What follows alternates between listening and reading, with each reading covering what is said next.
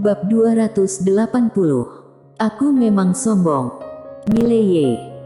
Harus diakui bahwa Mileye sedikit bingung saat ini. Bukan tidak mungkin untuk memiliki nama yang sama, tetapi ini tidak sama sekali. Kata pihak lain, dia tidak hanya dari Qingzhou, tetapi juga dekan Akademi Changlan. Ini menyamar menjadi dia. Ekspresi Mileye sangat suram dan dingin. Dia sudah mencium konspirasi. Mendengar perkataan pria berambut merah itu, tak jauh dari situ, wajah Lesti Lan sangat berubah. Dia menatap pria berambut merah itu dengan ngeri. Kamu adalah Mileye yang dicari oleh Perkumpulan Pelindung Dunia. Pria berambut merah itu menyeringai, mulutnya penuh dengan gigi merah. Dia berjalan perlahan menuju Lesti Lan. Apa, ada masalah? Lesti Lan menatap pria berambut merah itu. Mileye, Sekte Changjian tidak ada dendam denganmu. Mengapa kamu menjadi musuh dengan Sekte Changjian? Pria berambut merah itu tersenyum jahat. Aku tidak suka pada Sekte Ken, Jien, bisa tidak? Lancang. Lesti Lan berkata dengan marah. Mileye, kamu terlalu sombong. Pria berambut merah itu melambai ke Lesti Lan dan berkata sambil tersenyum, aku, Mileye, sangat sombong. Kalau menolak untuk menerimanya, datang pukul aku. Lesti Lan hendak berbicara ketika Mileye tiba-tiba berkata, kakak tertua, kamu percaya padanya ketika dia mengatakan dia adalah Mileye. Aku juga bisa mengatakan bahwa aku adalah ayahnya, percaya atau tidak. Lesti Lan memelototi Mileye dan hendak berbicara ketika pria berbaju merah tiba-tiba muncul di depan Mileye seperti hantu. Dia memandang Mileye dengan senyum muram di wajahnya. Kamu tampak sangat sombong. Mileye merapikan pakaiannya, lalu berkata dengan serius, aku memang sangat sombong. Jika kamu tidak setuju, datang pukul aku.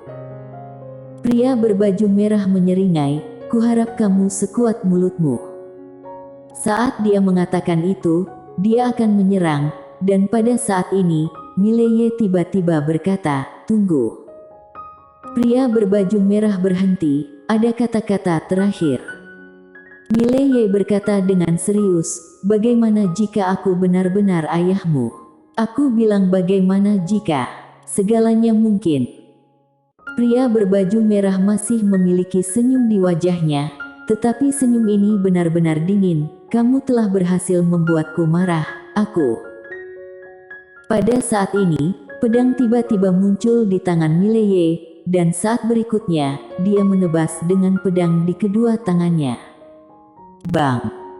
Dengan satu pedang ditebas, pria berbaju merah di depan Mileye tiba-tiba berubah menjadi awan darah dan meledak. Di sisi lain, ekspresi Mileye sedikit serius, karena pria berbaju merah sudah muncul 10 kaki jauhnya, tetapi pada saat ini, ekspresi pria berbaju merah terlihat agak jelek. Jelas, pedang itu tidak membunuhnya, tetapi itu masih memiliki dampak tertentu padanya. Pria berbaju merah menatap Mileye, kamu menyergap. Mileye mengabaikan pria berbaju merah. Dia menghadap Leiden Bailey bertiga, kalian bertiga kembali dan lapor. Leiden Bailey segera menggelengkan kepalanya, tidak, bagaimana aku bisa meninggalkanmu di sini sendirian? Ayo pergi bersama. Di samping, Lesti Lan tiba-tiba berkata, untuk apa bertele-tele saat ini? Kembali dan melaporkan itu lebih penting. Setelah dia selesai berbicara, dia segera naik ke langit dengan pedangnya. Pada saat ini, pria berbaju merah di depan Mileye tiba-tiba mengangkat tangannya dan melambai, panah berdarah menembus udara. Di udara, ekspresi Lesti Lan berubah drastis, panah darah menembus pedangnya langsung, dan kemudian menusuk dadanya.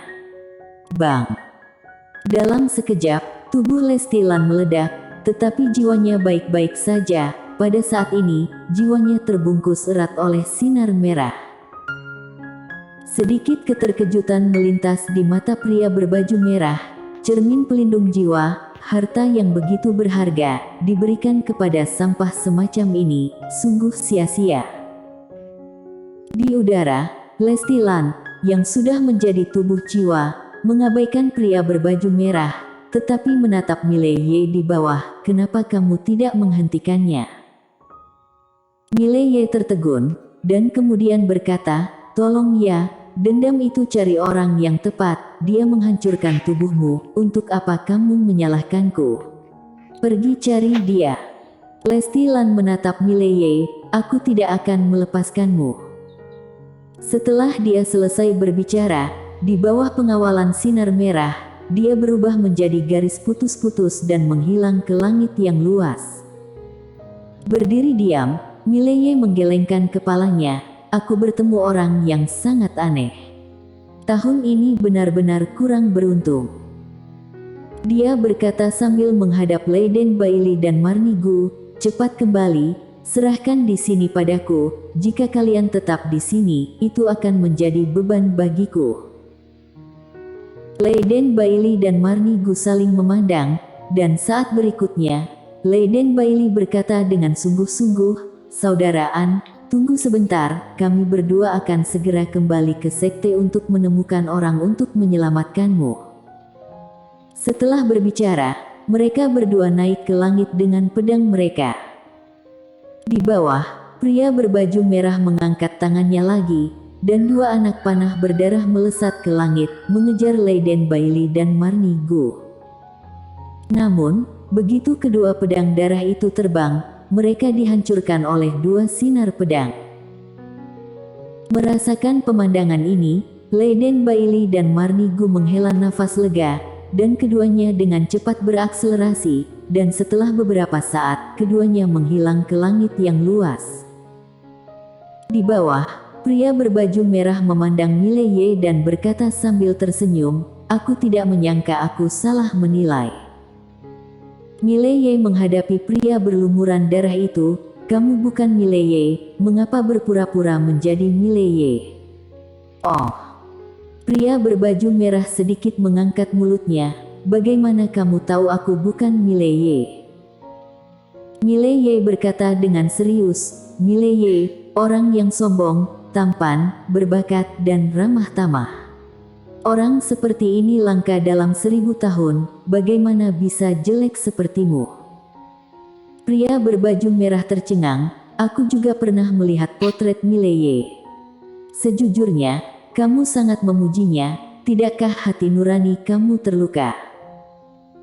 Mile Ye menunjuk ke tanah dengan pedang panjangnya secara diagonal, aku tidak akan berbicara denganmu. Izinkan aku bertanya padamu untuk terakhir kalinya, mengapa kamu berpura-pura menjadi orang baik untuk melakukan hal buruk seperti itu? Pria berbaju merah tertawa, aku tidak akan memberitahumu. Mile Ye mengangguk, kalau begitu aku akan membunuhmu. Suara itu jatuh, dan dia menginjak kaki kanannya. Pembunuhan 10 kaki. Segera setelah pedang ini keluar, wajah pria berbaju merah berubah secara dramatis, dan saat berikutnya, awan darah tiba-tiba mengembun di depannya, dan kabut darah ini secara paksa memblokir pedang Mile Ye. Namun, pedang ini membantingnya ke depan dan ke belakang lagi dan lagi. Tidak hanya itu, kabut darah juga ilusi dengan kecepatan yang terlihat dengan mata telanjang. Pada saat ini, telapak tangan Mile Ye tiba-tiba terbuka dan pedang alam langit lain muncul di telapak tangannya, dan saat berikutnya, pedang itu tiba-tiba menghilang. Pedang langit instan. Pada saat pedang menghilang, kabut darah di depan pria berbaju merah di kejauhan langsung meledak, dan pedang sudah berada di antara alisnya. Namun, itu terhalang oleh lapisan tipis pelindung darah. Perisai alam langit. Meski terhalang, kekuatan dahsyat yang terkandung dalam pedang itu telah membuat duri perisai darah itu penyok sangat dalam, dan alis pria berbaju merah itu juga. Pria berbaju merah dengan marah mundur untuk melepaskan kekuatan yang terkandung dalam pedang Mile Ye. Namun, kekuatan itu terlalu kuat, sangat kuat sehingga dia tidak punya cara untuk menghapusnya. Pada saat ini, pria berbaju merah tiba-tiba meraung, kaki kanannya terbanting ke tanah, seluruh bumi bergetar hebat, dengan bantuan kekuatan bumi, dia berhenti tiba-tiba, tetapi di antara alisnya dan pelindung darah itu telah diretas menjadi jaring laba-laba. Dan pada saat dia berhenti, Mileye tiba-tiba muncul di depannya. Melihat Mileye, pria berbaju merah buru-buru berkata, "Kakak ini, aku dari Tuan Muda Sekte Carrion, kali ini datang karena dipercayakan oleh Perkumpulan Pelindung Dunia." Menyalahkan Mileye juga dipercayakan oleh Perkumpulan Pelindung Dunia. Dan saat ini, pedang Mileye telah ditusukkan. Jurus satu pedang menentukan hidup dan mati. Pedang ini langsung menusuk pedang darah pria berbaju merah dan kepalanya. Pria berbaju merah menegang, dia menatap Mileye dengan kesal, aku sudah bilang, kamu masih membunuhku." Mileye menggelengkan kepalanya, "Kita semua sudah dewasa. Jangan terlalu naif. Jika tidak membunuhmu, apakah aku akan membiarkanmu untuk menyakitiku di masa depan?" Saat dia berbicara, dia mengangkat tangannya dan mengayunkan pedang, dan kepala pria berbaju merah terbang keluar. Dan pada saat kepala pria berbaju merah terbang keluar, tanda merah darah tiba-tiba terbang ke alis Mileye. Mileye mengerutkan kening, "Apa ini?" Segera, Mileye agak mengerti. Ini seharusnya semacam tanda, yang berarti dia membunuh pria berbaju merah, dan pasukan di belakang pria berbaju merah dapat menemukannya melalui tanda ini. Mileye berpikir sebentar, lalu dia mendorong sedikit menara penjara alam dunia bawah, dan segera, tanda merah darah itu dipaksa keluar dari pikirannya oleh menara penjara alam. Dengan lambaian tangan kanan Mileye, sepotong cahaya pedang membungkus tanda merah darah itu. Mileye menyimpan jejaknya, dan tidak tahu apa yang dia pikirkan. Saat ini, dia tersenyum, seolah memikirkan sesuatu. Dia melihat sekeliling, 20 lebih bangkai itu ternyata tidak bergerak. Rupanya, setelah kematian pria berbaju merah, bangkai itu tidak lagi memiliki majikan. Mileye segera menyimpan cincin penyimpanan pria berbaju merah dan meliriknya dengan cepat. Dia sangat senang, karena dia menemukan teknik latihan yaitu mantra bangkai dan ada cara untuk mengendalikan bangkai ini. Untung besar. Mileye tersenyum, 22 mayat bangkai ini, setiap mayat bangkai setidaknya alam ribuan semesta, dan tubuh mereka istimewa, alat spiritual umum sulit untuk melukainya sama sekali. Jika dia bisa mengendalikan 20 bangkai, kemudian mengolahnya sedikit, jika dia mencapai alam Archon, itu bisa sangat membantunya. Terkadang berkelahi sebenarnya tergantung pada jumlah orang. Selain itu, kejadian ini juga mengingatkan dirinya. Perkumpulan Pelindung Dunia tidak melupakannya. Pihak lain masih mencarinya, tidak hanya mencarinya, tetapi juga mencari seseorang untuk menyamar sebagai dia, merusak reputasinya, dan membiarkan dia bermusuhan di mana-mana. Perkumpulan Pelindung Dunia. Mileye mencibir, antara dia dan Perkumpulan Pelindung Dunia bisa dibilang tidak ada habisnya. Tapi sekarang, masih ada kesenjangan besar antara kekuatannya dan Perkumpulan Pelindung Dunia, jadi dia tidak bisa memaksakan diri untuk saat ini. Tanpa berpikir terlalu banyak, Mileye mulai merapikan tempat kejadian, karena Master Sekte Changjian mungkin akan segera datang. Dia memegang pedang di tangan kanannya. Dia melambai dan membelah tubuh pria berbaju merah menjadi lebih dari selusin bagian, menjadi dua karakter besar, Mileye. Setelah melakukan semua ini, dia buru-buru menyimpan bangkai di sekitarnya, dan kemudian dia menunggu Master Sekte Changjian tiba.